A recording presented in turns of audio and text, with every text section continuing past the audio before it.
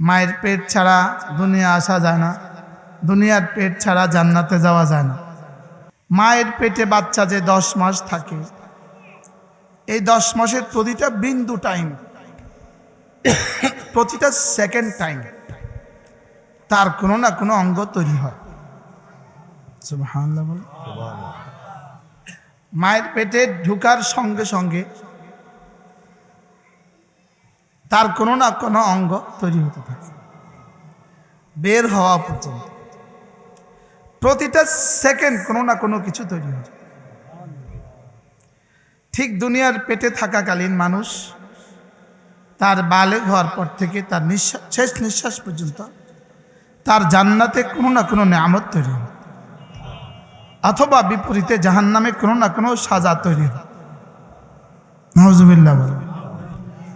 এক সেকেন্ড, এক চোখের পলক খালি যাবে না যে চোখের পলক আপনার জান্নাতে অথবা জাহান্নামে কিছু তৈরি হবে না।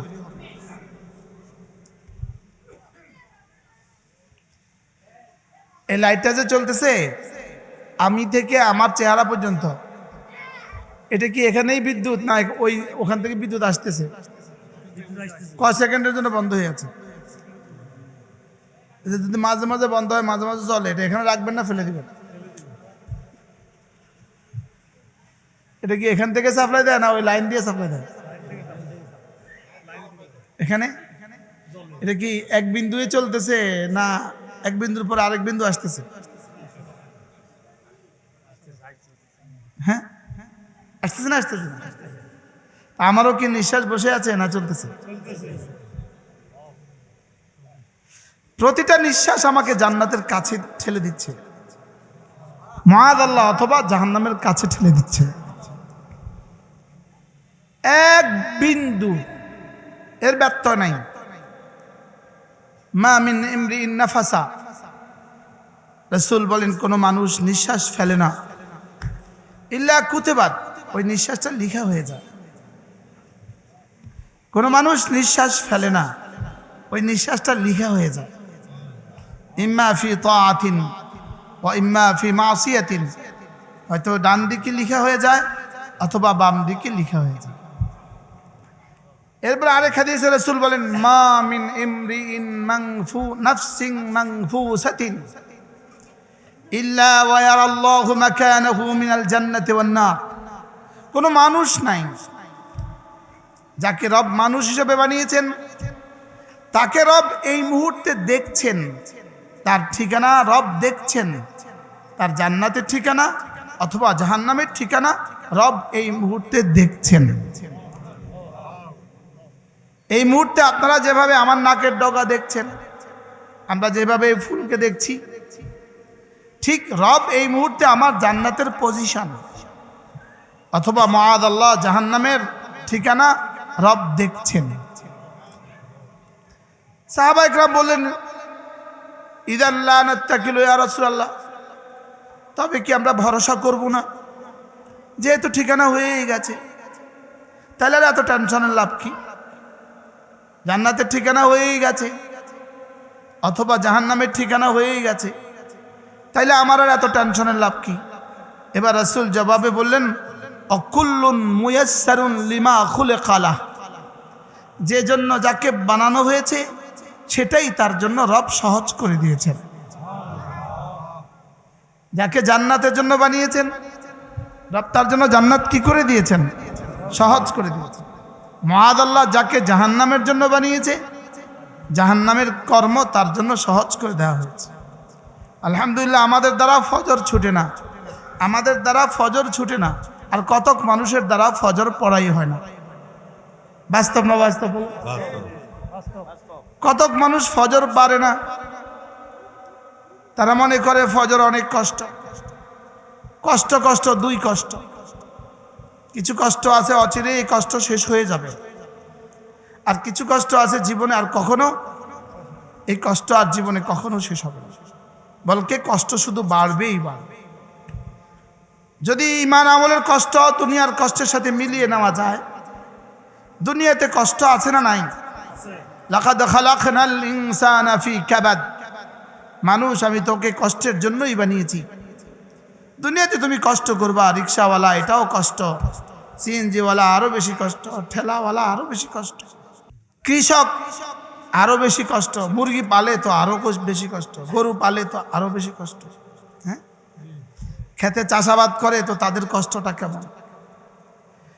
এই কষ্টের সাথে যদি ঈমান আমলের কষ্টকে মিলিয়ে নেয়, এই কষ্ট অচিরেই শেষ হয়ে যাবে আর আখিরাতের মজা শুরু হয়ে যাবে। এক রিক্সাওয়ালা কষ্ট কেমন, যারা ঠেলা গাড়ি চালায় কষ্ট কেমন, রাস্তা যারা ইট ভাঙে তাদের কষ্ট কেমন, 10 তলা ভবনে যারা নিচ থেকে ইট উঠায় তাদের কষ্ট কেমন, সিমেন্ট তোলে 10 তলা ভবন আছে না না, এদের কষ্ট কেমন। লেকিন এই কষ্টের সাথে যদি সে নামাজকে মিলিয়ে নেয়, ঈমান আমলকে মিলিয়ে নেয়, এই কষ্ট মওত পর্যন্ত এরপরেই মিষ্টি শুরু হবে। আর যদি এই কষ্টের সাথে ঈমান আমলকে না মিলায়, বলেন কি বলছি বলেন, এই কষ্টের সাথে যদি কি না মিলায়, এই কষ্ট আর জীবনে কখনো শেষ হবে না। এরপরে যে কষ্ট দেখবে সে, ওই কষ্টের সামনে দুনিয়ার কষ্ট কোনো কষ্টই না। আর ঈমান আমল বানাইলে এরপরে যে মিষ্টি দেখবে তো দুনিয়ার কষ্ট কোনো কষ্টই না। আরে দূর, এটা কোনো কষ্টই না। এজন্য মেরে ভাইও,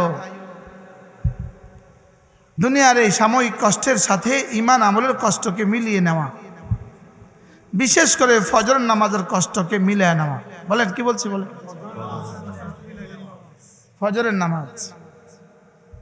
আমি এক আন্দোলন তুলছি, আমার আন্দোলনের নাম হলো ফজরের নামাজ। আমার তাহারিকের নাম কি বলেন?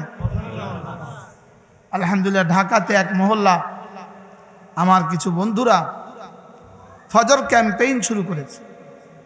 ওরা ফরম তৈরি করেছে, হাজিরা খাতা আছে ওদের। এক মসজিদ মহল্লায় 1000 যুবক ফজর ক্যাম্পেইনের সদস্য হয়েছে। আমি গত 3 জুমা আগে ওদের সাথে ফজর পড়ছি। 3 তলা মসজিদ ফুল ফিল হয়ে গেছে। ফজরের নামাজের জামাত ঈদের জামাতের মতো লাগে। এই জন্য অনেকে বলে ফজর অনেক কষ্ট, আমি পারি না, আমার পক্ষে অসম্ভব। যেটা অসম্ভব হবে সেটা রব ফরজ করতেই পারেন না। সুবহানাল্লাহ বলেন, কি বলছি বলেন, যেটা অসম্ভব সেটা ফরজ করতে, লা ইউকাল্লিফুল্লাহু নাফসান ইল্লা বুসআহা। আমি কারোর উপরে সাধ্যের বাইরে কোনো কিছু চাপিয়ে দেই না। সুবহানাল্লাহ।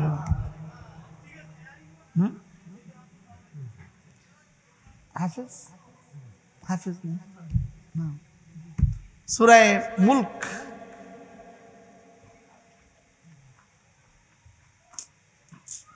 ইয়ালামু হুয়াল লাতীফুল খাবীর মা খালাক।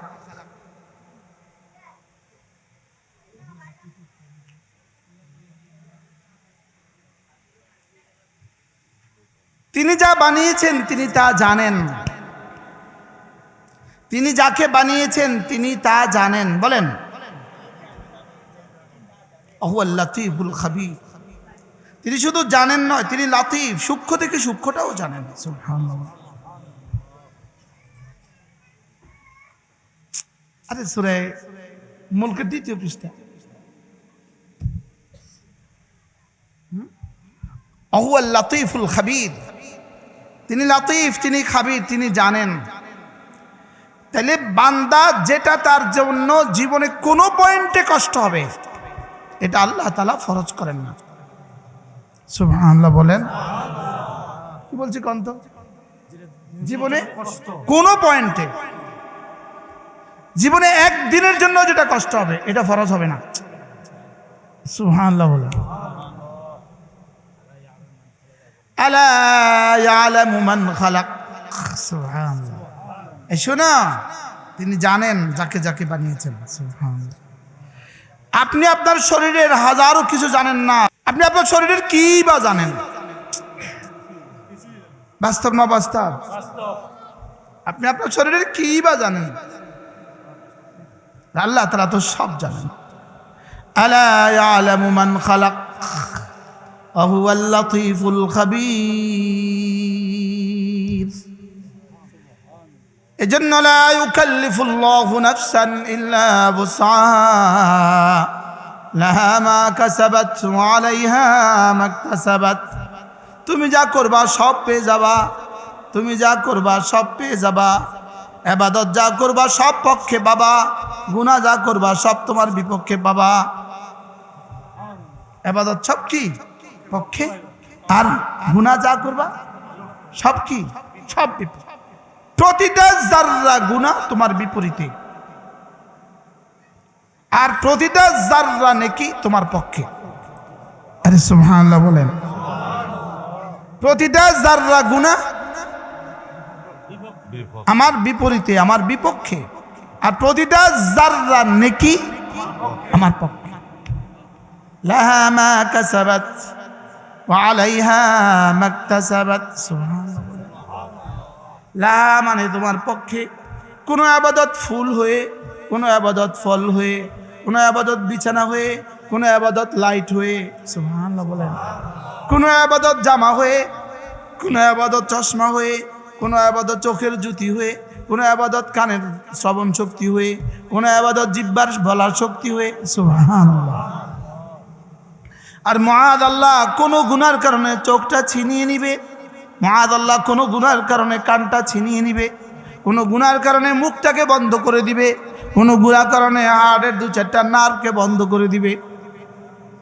কি পক্ষে বিপক্ষে বলেন, কি বলছি বলেন? হ্যাঁ বুঝাইতে পারছি? কোন নেকির দ্বারা এখন জিহ্বা নড়ছে, এটা জীবনে কোনো না কোনো নেকির কারণে। সুবহানাল্লাহ বলেন। এখন চোখে দেখছি, জীবনে কোনো না কোনো নেকির কারণে। লাহা মা কাসাবাত। সুবহানাল্লাহ। কি হয়? একটু পরে পানি দিচ্ছেন, পানি যে চলে যাচ্ছে কোনো না কোনো নেকির কারণে। যদি নেকি নাই থাকে তাহলে দিবে কেন? এটা হলো শুধুই তোমার পরীক্ষার জন্য। বলে বেঈমানকে দেয় কেন? ওর কোন নেকি আছে? ওরে দেয় পরীক্ষার জন্য, সাময়িক, অচিরেই বন্ধ করে দিবে। বন্ধ করবে না, জীবনে কখনো বন্ধ হবে না। কথা বলে না। ট্রাম্পের পানি খাওয়ার ক্ষমতা জীবনে কখনো বন্ধ হবে না। বুশের নিঃশ্বাস নেওয়ার ক্ষমতা জীবনে কখনো বন্ধ হবে না। বুশের হাত ধরার ক্ষমতা জীবনে কখনো বন্ধ হবে না।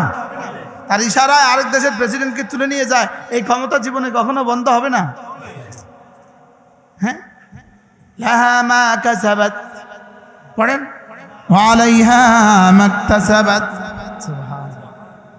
ইয়াউমা তাজিদু কুল্লু নাফসিন মা আমিলাত মিন খাইরিন মুহদারা ওয়া মা আমিলাত মিন সুইন তাওয়াদ্দু লাউ আন্না বাইনাহু ওয়া বাইনাহা আমাদান বাঈদা। যত নেকি করেছেন সবকে এভাবে পাবেন, এভাবে এভাবে পাবেন। যেমন দেখেন এখন আমি এই কিতাবটাকে এভাবে যেভাবে পাইছি এভাবে পাবেন। সুবহানাল্লাহ। বাহ, কি হয়? হ্যাঁ, এভাবে পাবেন, এভাবে। আর ওয়ামা তাজিদু ওয়ামা ইয়াউমা তাজিদু কুল্লু নাফসিন মা আমিলাত মিন খাইরিন মুহদারা ওয়া মা আমিলাত মিন সু। আর গুনাহ যেগুলো হয়ে গেছে, তাওয়াদ্দু লাউ আন্না বাইনাহা ওয়া বাইনাহু আমাদাম বাঈদা। সে চাইবে এই গুনার আমি যেন, আচ্ছা এই মুহূর্তে যদি এখানে একটা সাপ আসে, সাপ, আপনি কি সাপটাকে দূরে সরাবেন না আপনি দৌড় দিবেন? এটা সরা, আমি এখানে বয়ে রয়েছি, এটা সরা। হ্যাঁ, দৌড় দিবেন কিনা বলেন? এটা হলে এটা আল্লাহ বলেন। এখানে একটা পাগলা কুত্তা উঠছে, পাগলা কুত্তা দৌড়ে আইছে। এখন আপনি যেহেতু বড় মানুষ, বড় বক্তা আপনি, তা আপনি বলবেন এই এদিকে আসো, এটা সরা, এটা বলবেন। কি করবেন? ওরে মা গো। হ্যাঁ, এটাকে আল্লাহ তাআলা বলেন ওয়ামা আমিলাত মিন সুইন তাওয়াদ্দু লাউ আন্না বাইনাহা ওয়া বাইনাহু আমাদাম বাঈদা।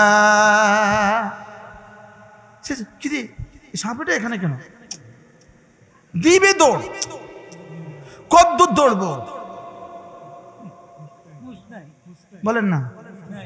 এবার পাগলা কুকুর তার পিছনে দৌড় দিছে, এবার সে কদ্দূর দৌড়বে? এবার গুনা তো তার পিছনে দৌড় দিছে, গুনা কয় জিনা ছাড়বো না তোকে। কোনটা সাপ হইয়া, কোনটা বিচ্ছু হইয়া, কোনটা পাগলা কুকুর হইয়া, কোনটা শিয়াল হইয়া তার পিছনে তো আছে। যাবে কোথায়? এগুলো তোমার, আমি তোমার। সাপ বলবে আমি তোমার অমুক দিনের অমুক নাফরমানির পুরস্কার। সাপ বলবে কি আমি অমুক দিনের অমুক গুনাহের সাজা। যাবা কোথায়? পালাবা কোথায়? আলাইহা মাকতাসাবাত, যাবা কোথায়? আইনাল মাফার, ভাগবা কোথায়?